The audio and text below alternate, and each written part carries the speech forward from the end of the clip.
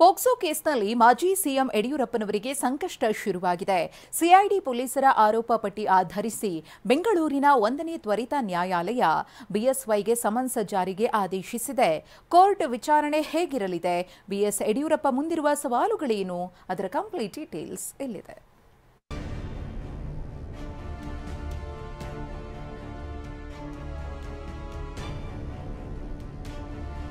ಅಪ್ರಾಪ್ತ ಬಾಲಕಿಯೊಂದಿಗೆ ಅನುಚಿತವಾಗಿ ವರ್ತಿಸಿದ ಆರೋಪ ಹೊತ್ತಿರುವ ಮಾಜಿ ಸಿಎಂ ಬಿಎಸ್ ಯಡಿಯೂರಪ್ಪನವರಿಗೆ ಮತ್ತೆ ಸಂಕಷ್ಟ ಶುರುವಾಗಿದೆ. ವಿಚಾರಣೆಗೆ ಖುದ್ದು ಹಾಜರಾಗುವಂತೆ ಬೆಂಗಳೂರಿನ 1ನೇ ತ್ವರಿತ ನ್ಯಾಯಾಲಯ ಬಿಎಸ್ವೈಗೆ ಸಮನ್ಸ್ ಜಾರಿಗೊಳಿಸಿದೆ.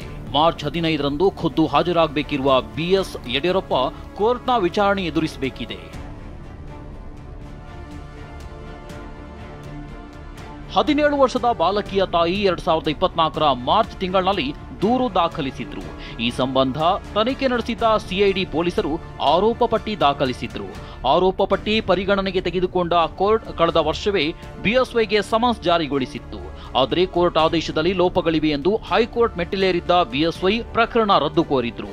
ಆರೋಪ ಪಟ್ಟಿಯಲ್ಲಿ ಮಧ್ಯಪ್ರವೇಶ ಮಾಡಿದ ಹೈಕೋರ್ಟ್ ಕಾಗ್ನಿಜೆನ್ಸ್ ತೆಗೆದುಕೊಳ್ಳುವಾಗ ಆಗಿರುವ ಲೋಪದ ಕಾರಣದಿಂದಾಗಿ ವಿಚಾರಣಾ ನ್ಯಾಯಾಲಯದ ಸಮನ್ಸ್ ಅನ್ನ ಮಾತ್ರ ರದ್ದುಪಡಿಸಿತ್ತು. ಆರೋಪ ಪಟ್ಟಿಯನ್ನ ಸಂಪೂರ್ಣ ಪರಿಶೀಲಿಸಿ ವಿವೇಚನೆ ಬಳಸಿ ಕಾಗ್ನಿಜೆನ್ಸ್ ಬಗ್ಗೆ ಹೊಸದಾಗಿ ಆದೇಶಿಸುವಂತೆ ವಿಚಾರಣಾ ನ್ಯಾಯಾಲಯಕ್ಕೆ ಹೈಕೋರ್ಟ್ ಸೂಚಿಸಿತ್ತು. ಅದರಂತೆ ಇಂದು 1ನೇ ತ್ವರಿತಗತಿ ನ್ಯಾಯಾಲಯ ಕಾಗ್ನಿಜೆನ್ಸ್ ಪಡೆದು ಹೊಸದಾಗಿ ಸಮನ್ಸ್ ಆದೇಶಿಸಿದೆ.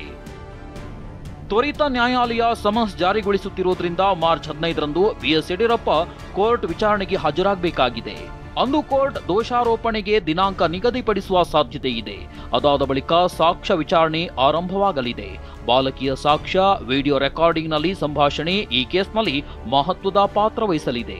ಸಾಕ್ಷ್ಯ ವಿಚಾರಣೆ ಬಳಿಕ ವಾದ ಮಂಡನೆ ಆಲಿಸಿ ತ್ವರಿತಗತಿ ನ್ಯಾಯಾಲಯ ತೀರ್ಪು ನೀಡಲಿದೆ. ಹೀಗಾಗಿ ಸಂಕಷ್ಟಕ್ಕೆ ಸಿಲುಕಿರುವ ಮಾಜಿ ಸಿಎಂ ಬಿಎಸ್ವೈ ಮತ್ತೆ ಹೈಕೋರ್ಟ್ ಮೆಟ್ಟಿಲೇರುವ ಸಾಧ್ಯತೆಗಳು ಇವೆ.